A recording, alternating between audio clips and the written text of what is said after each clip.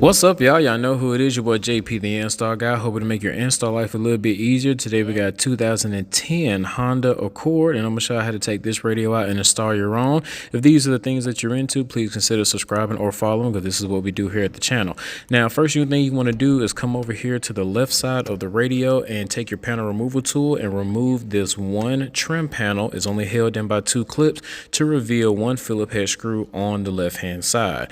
Now on the right hand side, we have one longer trim panel that goes over all the way to the side of the door. You want to do the exact same thing. Use your panel removal tool to kind of get some pressure, and then we'll open up the glove box and use some hand pressure to pull the rest of it off. It's only held in by clips, and that's also going to reveal one more Phillips head screw on the right side. And now you want to pull up the armrest so we can start to take up the center console. This will include the cup holders. Just take your panel removal tool, sticking in that little edge, and everything else will be able to come up real easy because it's only held up by clips as well.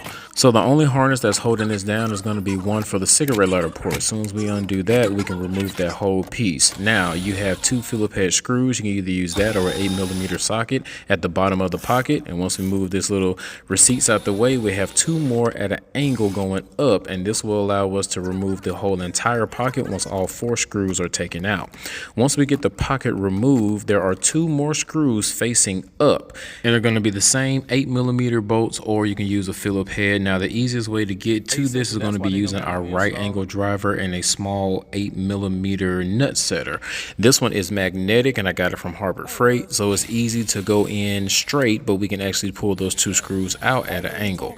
And now that we have those 2 screws out, we're going to take the other 2 screws on the left side and right side of the actual dash bezel, and then we're just going to use some light hand pressure, because everything else is literally just held in by clips, and that's going to allow us to actually take the whole radio and dash bezel out. Now all we have to do is disconnect some of these harnesses. It's going to be one for the AC, the hazard light, and passenger airbag, and then the ones at the bottom are going to be for the radio, steering wheel controls, and the factory antenna. And once we're done doing that, we officially just got done taking out the radio. So now we can take this over here to our test bench so we can get the radio ready to be received by the aftermarket dash kit. So with this dash kit that we have right now, is going to match the same color as the OEM dash.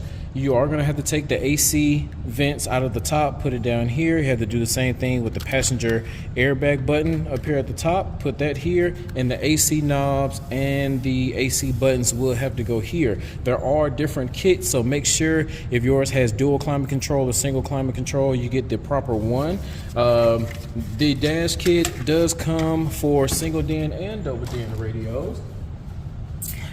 If you have a single DIN radio, you can use this pocket at the bottom and slide it and snap it in place, and then take this front trim off. Use this to mount to ISO mount your single DIN radio. We are installing a double DIN, so what we're going to do is utilize the double DIN side brackets right here, and there's a bar right there in the middle that we are going to have to cut. Here we want to start taking the screws out the back of the dash bezel to remove the AC controls and the actual AC vents. Now before you can remove the full controls, we do have to slightly pop off the turning knobs, and then we have 5 screws that's going to take the controls out. There's going to be 2 on each side and 1 in the middle, so don't forget about that one. Now the AC vents, we're going to have 1, 2, 3, and 4 more screws to take out.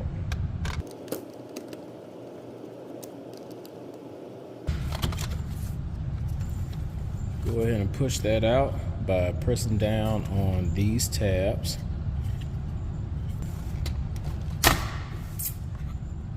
And pop that out just like that.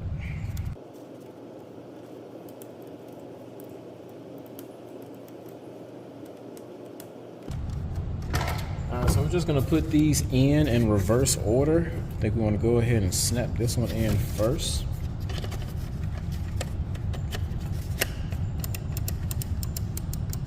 Always make sure your buttons are moving freely.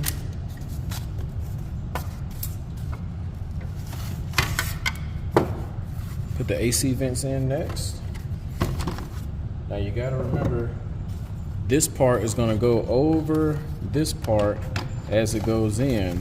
So there are going to be some screws that's going to overlap like these two. So we're only going to put in 1, 2, 3, and the fourth one is actually on this side. Now take this apart.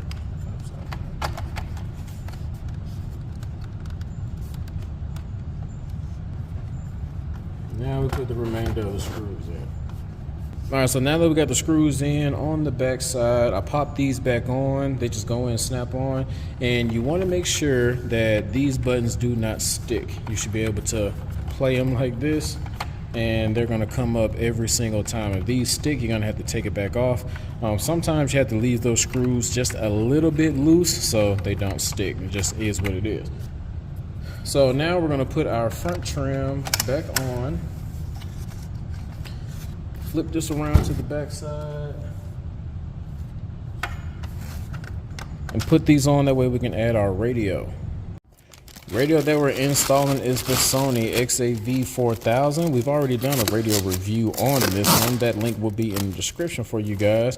7-inch touchscreen. It is a long nose radio, oversized single DIN, and you have all the stuff on the back: USB charge, Sirius XM ready, wireless, Apple CarPlay, and Android Auto. Take that radio, slide it in there.